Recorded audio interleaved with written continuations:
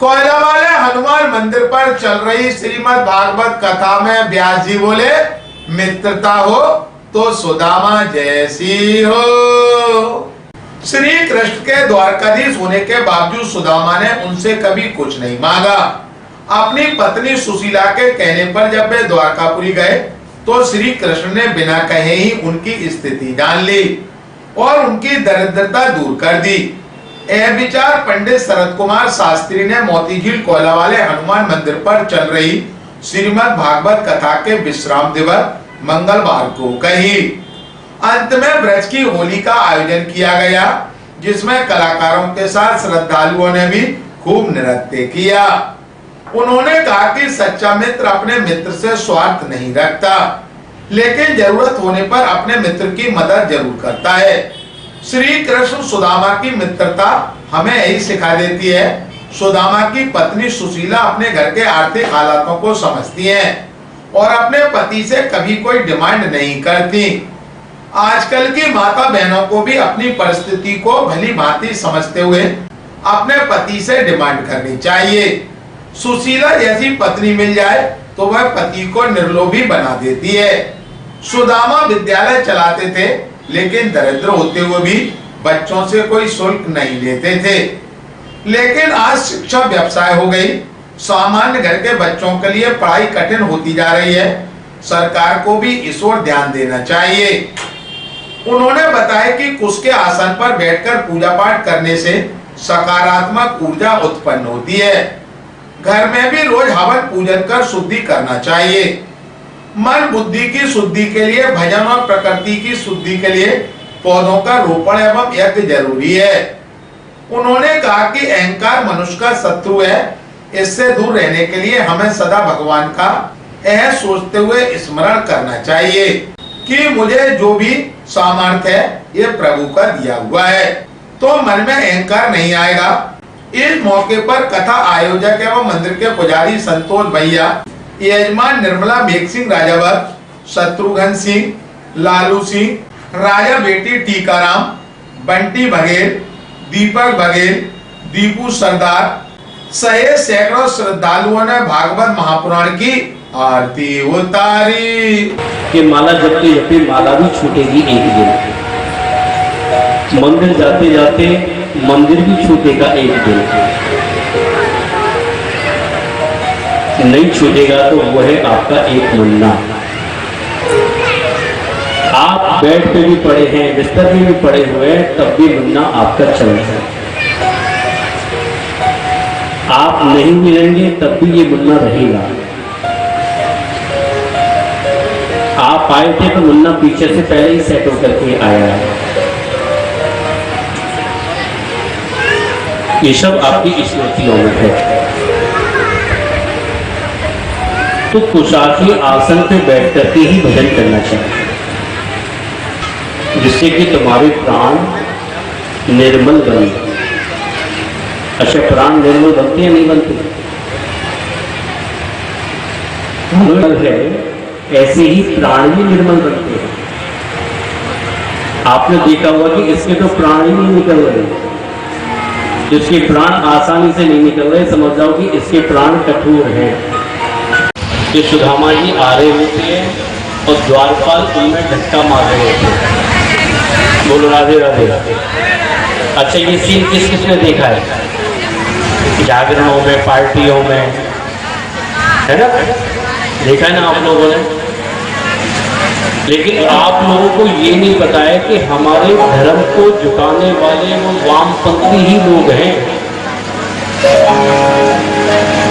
ऐसा शास्त्रों में कहीं वर्णन नहीं आता है कि भगवान के जो पार्षद हैं, भगवान के जो द्वारपाल हैं, उनको डर है पूर्व का।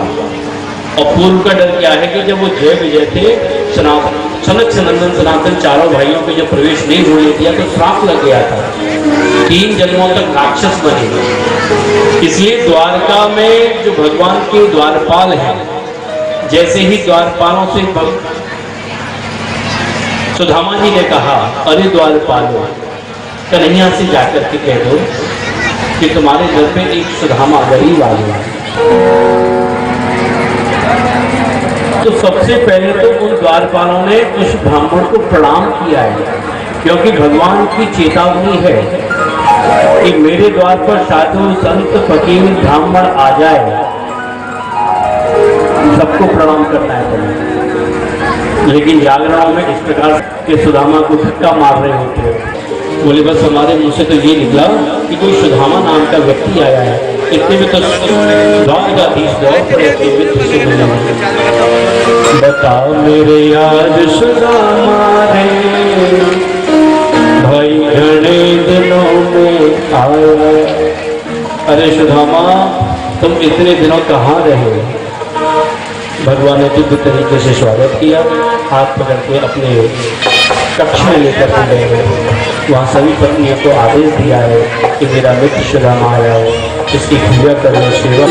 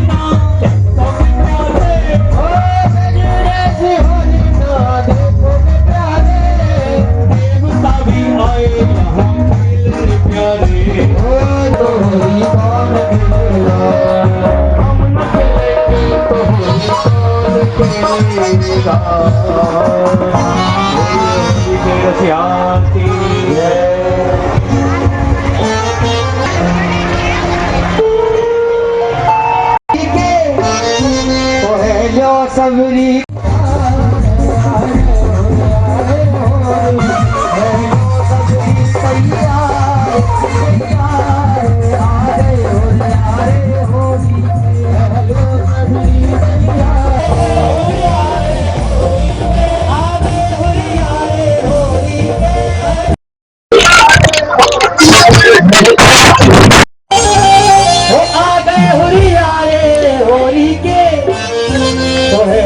सबरी तैयार तैयार आ गए हो यारे होली के है सबरी तैयार तैयार आ गए हो यारे होली है सबरी तैयार तैयार आ गए हो यारे होली के है सबरी तैयार तैयार आ गए हो यारे होली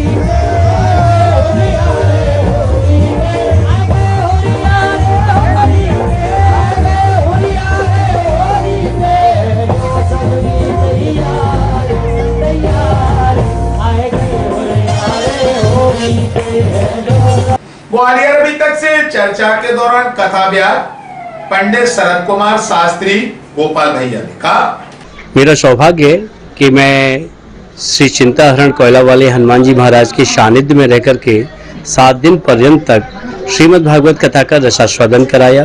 ये मेरा अपना सौभाग्य है और ये रसास्वादन कराया नहीं, स्वयं मैंने भी किया है, क्योंकि भासते सर्वलोकेषु इति भा, क्योंकि भागवत, भा माने भक्ति, ग माने ज्ञान, व माने वैराग्य और त माने त्याग, जिसमें भक्ति, ज्ञान, वैराग्य और त्याग का समन्वय हो और उस कथा को स्वयं वक्ता भी अपने अंदर अनुसरण करे तो वो अपने शिष्यों के अंदर, अपने सुनने वालों के अंदर, श्रवणकर्ताओं के अंदर एक अच्छा प्रभाव छोड़ सकता है।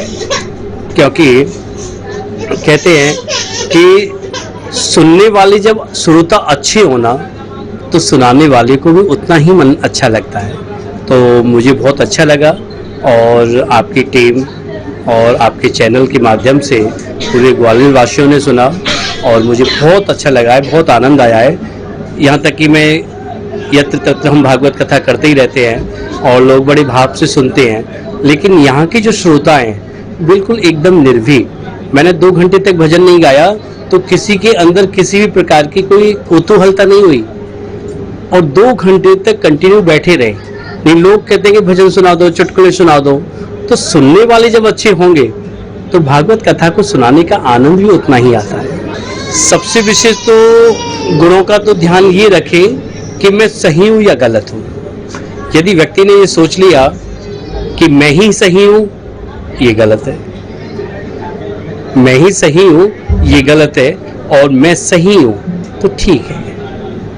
बस 2 ही बात है, मैं सही हूँ ये सही है, लेकिन मैं ही सही हूँ ये गलत है। तो सबसे ज़्यादा तो अपने झूठ और काम, क्रोध, क्योंकि क्रोधाग्नि दग्धा कुटिलास्य कामिना, जहाँ लोग क्रोध की अग्नि में तप रहे हैं, काम की अग्नि में तप रहे हैं, आजकल जो कलयुग का प्रभाव जो हमें सब जगह देखने को मिल रहा है, उससे हमें सावधान होना चाहिए और हमारे माता पिता गुरुजन जो हमें कुछ रास्ता दिखाएं। क्योंकि हम तो एक बात जानते हैं बरौनिया साहब कि नसीहत यदि दीवारों पर लिखी हो तो अपना लेनी चाहिए। यदि शहर के अंदर, नगर के अंदर, गांव के अंदर कोई भी कथा प्रवक्ता, कोई भी साधु संत, कोई भी ब्राह्मण आचार्य यदि ज्ञान की चर्चा कर रहा है तो उसकी तो बातों को गांठ बांध करके अपने हृदय में बिठा लेना चाहिए। पिबत भागवतम रसमालयम, जब तक उस भागवत को बार बार आप नहीं पिएंगे, ना ही श्रवण करेंगे, उसका प्रभाव नहीं पड़ेगा। क्योंकि भगवान की माया इतनी बलवती है, इतनी बलवती है कि अच्छे अच्छे भी अजामिल जैसे प्रकांड विद्वान, चतुर्वेदी ब्राह्मण वो जब फिसल सकते हैं तो हम किस खेत की मूली हैं, और मूली भी है तो मामूली है। गुरु अच्छा होगा तो वो किसी पे कुछ बात थोपेगा ही नहीं। और रही बात उसे संभलने की, उसके अपने की, तो वो चित्त में जब तक ठाकुर जी को विराजमान नहीं करेगा, अच्छे गुरु के सानिध्य में नहीं बैठेगा, अच्छी संगति नहीं करेगा, तो उसके जीवन में प्रभाव नहीं आएगा। हाँ, इसमें भी ये नियम है कि जो 7वें दिन श्रीमद् भागवत को सुनता है, कहते कि राजा खटवांग हुए और राजा खटवांग के पास मात्र 24 मिनट का समय था। जैसे कि राजा परीक्षित को श्राप लगा 7 दिन का, तो स्वयं सुखदेव स्वामी कहते हैं कि राजा परीक्षित तुम्हारे पास तो 7 दिन का समय है, व्यक्ति अपना 6 मिनट में भी उद्धार कर सकता है। 1 घड़ी आधी घड़ी, आधी में पुनः आध। हाँ, ये मंत्र जो है ये ऐसा दिव्य मंत्र है। आपने फ्लाइट बाबा का नाम सुना होगा, उन्होंने खुद मुझे ये मंत्र दिया कि एक मंत्र तो मुझे ये दिया कि बेटा थोड़े में मौज बनाओ। जब हम थोड़े में मौज बनाएंगे तब ये अंदर से भावनाएं जागृत होंगी कि मेरे समान कोई सुखी नहीं है। ये जो मैंने मंत्र दिया है, इस मंत्र में ना कहते हैं कि कोई वेद का मंत्र नहीं है, ना कोई लोक पद्धति वाला मंत्र है, ये तो अपने माइंड की उपज है, मुन्ना की उपज है कि हम जब ये बोलने लग जाएंगे कंटिन्यू कि मेरे समान कोई सुखी नहीं है। बी पॉजिटिव, असत्यता को छोड़ें, खान पान को सही करें और अच्छे आचरण को अपनाएं। जब तक अच्छा आचरण आप अपने हृदय में नहीं उतारेंगे, अपने मुन्ना की सेटिंग आचरण के साथ नहीं बिठाएंगे, तब तक आपका कोई भी कार्य, मुन्ना मैं अपनी भाषा में वैसे मन को बोलता हूँ, चंद्रमा मनसो जातक्षो सूर्यो अजायत। मन यदि आपका प्रसन्न है तो आप घर में बैठे भी बाकी बिहारी जी के दर्शन कर सकते हैं, और मन अप्रसन्न है तो बिहारी जी के प्रांगण में जाकर के भी आप दर्शन नहीं कर